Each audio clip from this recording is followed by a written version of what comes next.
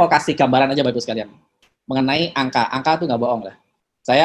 Saya ngomong kalau ngidul, kalau kemudian nggak bisa buktikan percuma juga kan, gitu ya. Jadi saya mau tunjukkan bahwa CAR itu tumbuh sesuai dengan kondisi yang ada lah. Dalam artian gini, kita itu selalu tumbuh positif. Memang di saat pandemi ini, seperti saya sampaikan tadi, tidak semua orang itu bisa survive. Pasti ada yang terimbas. Imbasnya itu kecil atau besar masalahnya kan gitu kan. Karena itu. Nah, kita kalau lihat dari pertumbuhan aset kita, itu 2018 kita tumbuh 18% lebih, 2019 kita tumbuh 21% lebih.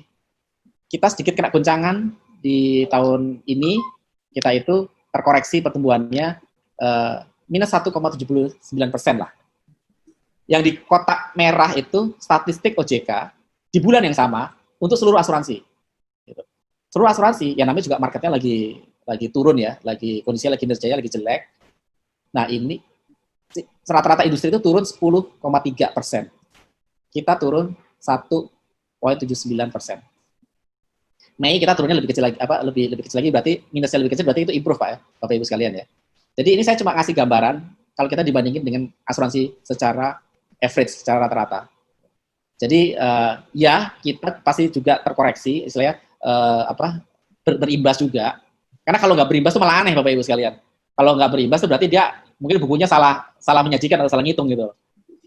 Yang namanya juga marketnya lagi turun kan. Gitu.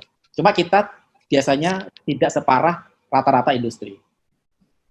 Dan kita kalau ngelihat di sini juga, kita lihat dari likuiditas. Selalu orang kan nanya, sekarang orang kalau mau beli produk asuransi juga nanya, ini nanti pada ujungnya nih bisa bayar apa nggak sih? Kita bisa bayar Bapak Ibu sekalian. Liquidity ratio kita itu jauh di atas 100%. Lalu ada juga yang kita lihat tuh investment adequacy ratio.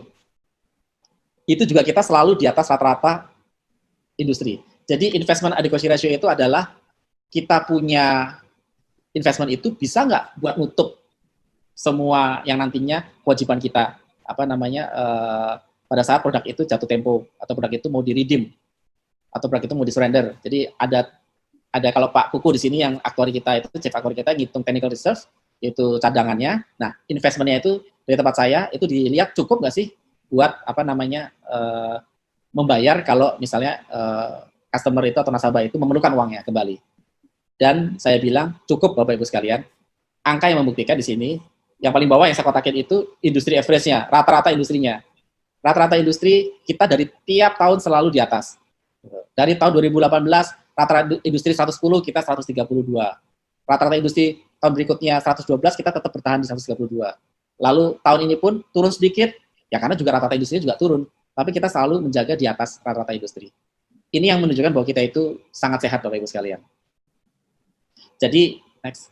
Jadi jangan khawatir kalau dengan 3i, dengan CAR, itu terus nanti nggak bisa klaim, terus nanti kalau butuh uang, meskipun saya bilang kita tuh berinvestasi itu untuk jangka panjang, untuk supaya hasilnya itu lebih bagus. Tapi kalaupun terpaksa harus Bapak Ibu sekalian itu membutuhkan, jangan pernah takut bahwa CAR itu tidak punya uang untuk memenuhi kewajibannya. Ini sekilas yang kita sebutkan, kita punya pendapatan itu cukup tinggi dan selalu naik. Mungkin tahun ini tahun yang sangat challenging, sangat menantang, mungkin tidak bisa terlalu tinggi. Tapi kita selalu untung, Bapak Ibu sekalian.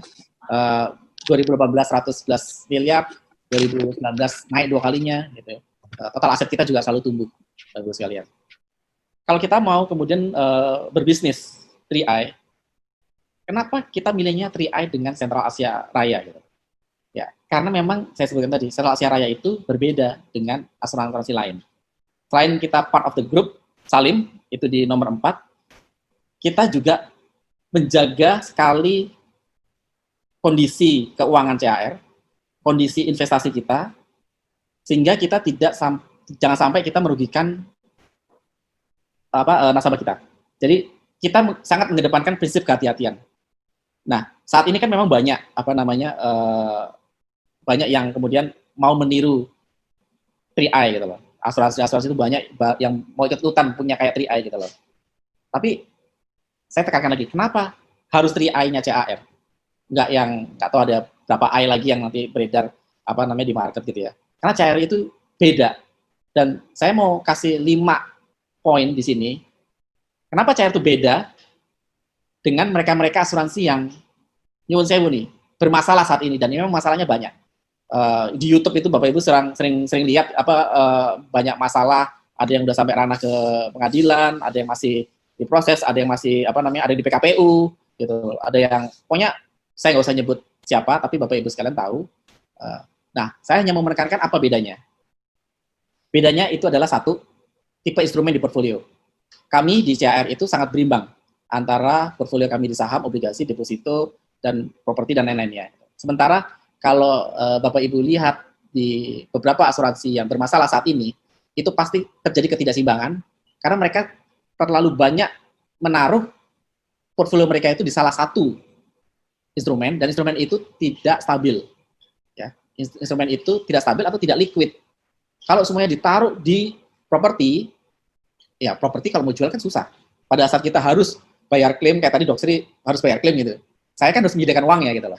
Kalau semua uangnya saya taruh di properti ya susah dong, nunggu nunggu tanah bangunannya dijual dulu. Atau kalau pas lagi semuanya saya taruh di saham gitu loh. Pas marketnya karena COVID-19 ini ambles semua ya, turun semua gitu loh. Ya nilai kita jadi sangat turun gitu. Nah ini yang terjadi di asuransi yang bermasalah. Lalu yang kedua, pilihannya, kalaupun kita memiliki saham, itu kalau CR sangat prudent, sangat hati-hati, kita hanya memilih saham-saham yang blue chip dan memiliki kapitalisasi pasar yang besar, atau large cap istilahnya. Karena apa? Karena kalau saya mau convert jadi uang cash, itu gampang. Kalau asuransinya bermasalah itu rata-rata karena sahamnya itu ya sahamnya saudaranya sendiri atau perusahaan terafiliasinya dia. Dan yang kebanyakan adalah perusahaan terafiliasinya itu sahamnya nggak liquid. Jadi kalau pas lagi dia butuh duit, buat jual nggak bisa. Lalu juga mereka juga kadang-kadang transaksi repo yang kemudian sahamnya juga nggak liquid. Intinya itu. Lalu dari sisi nomor 3 itu dari sisi stakeholder itu ada modal kita. Modalnya CAR itu sangat besar Bapak Ibu sekalian. Jadi kita itu asetnya itu 8T dan 1,6-nya itu adalah modal pemegang saham kita. Jadi modal kita itu cukup besar. Sementara kalau di beberapa asuransi lain, mesti Bapak Ibu pernah dengar karena cukup rame, mereka bahkan sekarang saat ini nunggu injeksi modal baru dari pemegang saham gitu. Karena mereka kekurangan modal sebenarnya. Dari profil tadi Pak Freddy sudah sebutkan mengenai Salim Group. Nah, kalau di tempat lain itu kadang-kadang ya ada juga tuh asuransi baru yang mereka mau juga bikin seperti 3i gitu ya. Tapi dimiliki oleh grup usaha yang mungkin belum berpengalaman gitu. Atau yang dia masuk ke industri asuransi itu baru gitu. Mungkin dia pengalamannya di industri lain, dia baru masuk ke industri asuransi. Kita sudah 45 tahun CAR sendiri. Bersama dengan ACA itu lebih dari 60 tahun. Lalu juga yang faktor kelima ini yang sangat penting ya. Kita mengadakan acara ini, CAR Menyapa ini, itu menunjukkan kita sangat transparan. Kita sangat transparan dari manajemen, bahkan dari yang paling tinggi yaitu Pak Freddy untuk menyapa ke seluruh member 3i. Saya rasa tidak semua asuransi itu melakukan hal yang sama. Jadi itu juga salah satu keunggulan kenapa harus 3i Network dan kenapa harus CAR. Itu Bapak Ibu sekalian.